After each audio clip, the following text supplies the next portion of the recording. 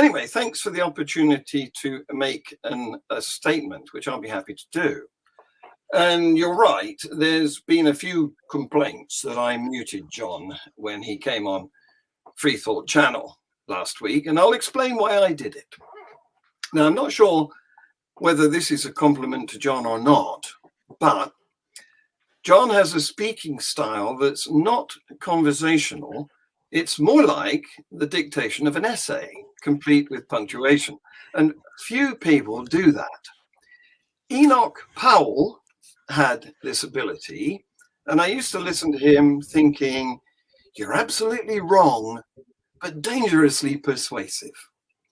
Because the trouble with this style, from the point of view of someone who disagrees with the message, is the flow is ceaseless, and points that need addressing just pass by unchecked, without interruption.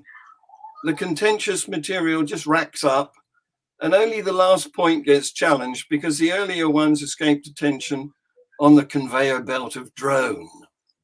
This is a technique that's used by Kent Hovind, who was a pupil of Dwayne Gish.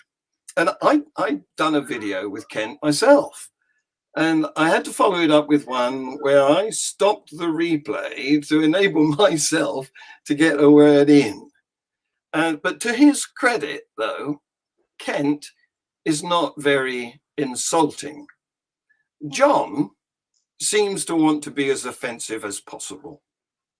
Anyway, thankfully, I'm not fragile. I mean, I don't suffer from depression. I'm not a pessimist. And I am skeptical, but I'm not compulsively or obsessively suspicious. And unfortunately, what some people do in this day and age is they bring toxic levels of suspicion to a situation. They read between the lines of incidents and they imagine all sorts of bogeymen and they want to attack them. Now, my father, who's been dead for almost 20 years, would have called them contrariists. But we have a new name for these people now. We call them conspiracy theorists.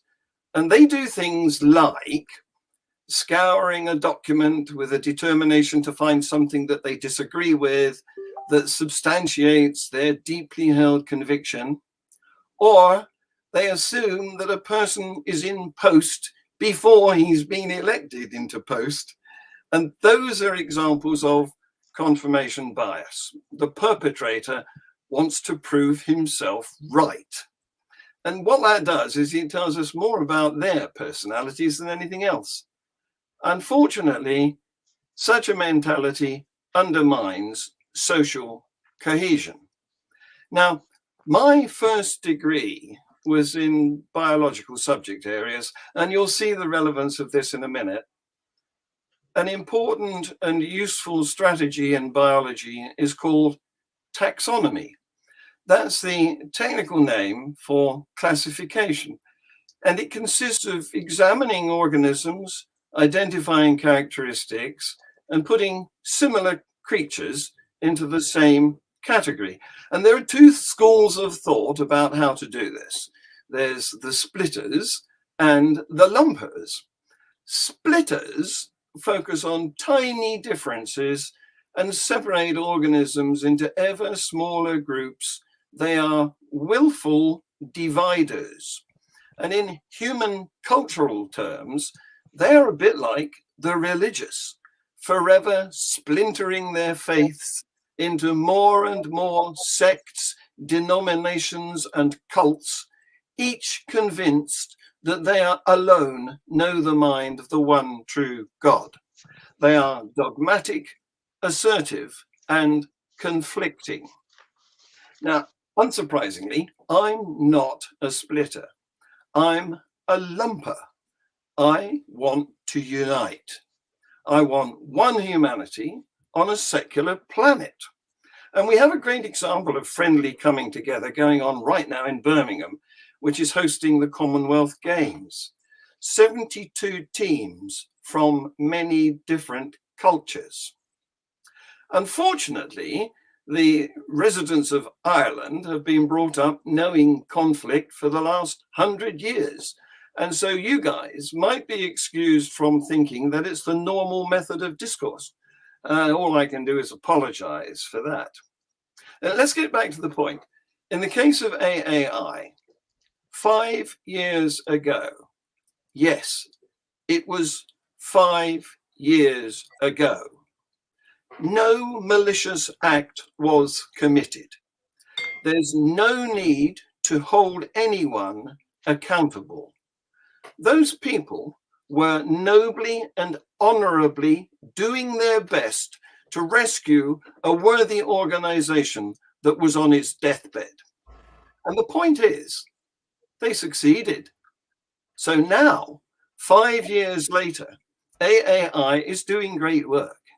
There's a video on Freethought channel where you can see, I think it's 21 slides of the achievements they've made in the past 12 months. So let's celebrate. It may not be a perfect organization. Mistakes have been made and will be made. We are all only human. But how long do you think it's going to take to bury a grievance? Another 10 years? So you see, the trouble is that religion is like an autoimmune condition. Humanity is self-harming. The patient is sick. We could nurse humanity back to health, or we could pick at its scabs. And I know which I want to do. A similar example of what you might call friendly fire is happening to the Labour Party right now. Sir Keir Hardie instructed his front bench not to attend the rail strikers' picket lines in the interests of something called collective responsibility. One of them broke ranks. He did join the strikers and he was sacked from the shadow cabinet. There's a picture of him on Twitter that's taken from the Daily Mirror, and the comment underneath says, "The Tory party loves it when this sort of thing happens." And there's an African saying, when elephants fight, it's the grass that suffers. So we could spin AAI into another death spiral. But we needn't do that. We don't have to do that. Instead, we could look at ways of lifting it up, making it even better than it already is. We should be thinking, what can we do to help AAI combat the scourge of religion? We want inclusivity, not division and conflict. So, John and co, what can we do to help improve AAI? Here's a clue. It's not by spewing hatred. I've really no interest in blue on blue action. Thank you for letting me speak, guys, without interruption. I appreciate it.